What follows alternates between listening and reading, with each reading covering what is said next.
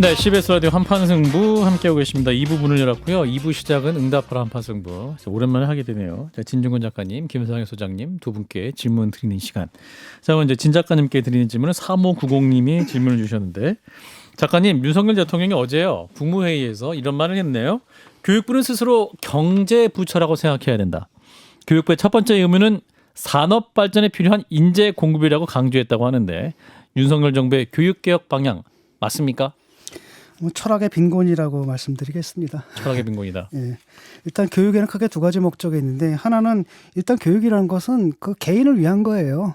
나 자신의 인격 형성, 나 자신의 행복들, 내 자신의 인생 목표 설정이라든지 나를 위해서 내가 교양을 쌓는 것이 교육의 목적이고요. 예. 두 번째가 바로 사회적 노동력의 재생산이거든요. 근데 후자로만 완전히 환원을 시켜버렸지 않습니까? 이러니까 굉장히 그 교육에 대해서 굉장히 편협한 관념을 갖고 있는 건데, 특히 이제 첫 번째가 굉장히 중요한 게, 이게 에토스가 없으면 그 어떤 기술도 소용이 없거든요. 오히려 그런 기술을 가진 사람들의 에토스가, 즉 윤리가 없는 사람을 만들 때 이게 사회적 흉기로 돌변하는 경우가 많아요. 네. 근데 우리가 사실 이쪽 교육에 강하냐? 그것도 아니거든요. 사실 시민 교양이 없습니다. 사회 공동체 교육이 없고 시민 교양이 없고, 그다음에 뭡니까 노동권, 인권, 남녀가 평등하게 교류하는 방법들 이런 거 하나도 안 배우거든요. 그래서 그냥 공부만 시키지 않습니까? 입사 시험 공부만 시키고 있어요. 그러지 않아도 예. 이것이 오히려 편향인데 훨씬 더 그걸 힘을 또 실어주고 있지 않습니까? 만약에 정말로 인재가 필요하다면 필요한 분야가 있잖아요. 우리나라에 왜 반도체 인력이 부족하다 그러면 거기 정원을 늘리면 될 일이거든요. 근데 이 교육부 전체를 갖다가 무슨 기업을 위한, 그러려면 기업에서 돈을 내면 됩니다. 자기들한테 필요한 인력을 갖다 재생산해 주는 데 아닙니까? 그럼 교육 실제로 그런 몇 군데 있지 않습니까? 나라에서 기업에서 돈을 내는 반도체 기업 같은 계약 학과가 있죠. 그렇게 해주면 되는 거예요. 왜? 이것은 철저하게 기업을 위해서 우리가 생산해 주는 인력이기 때문에 그렇다면 그 비용은 당신이 돼야지 왜 우리 부모가 돼?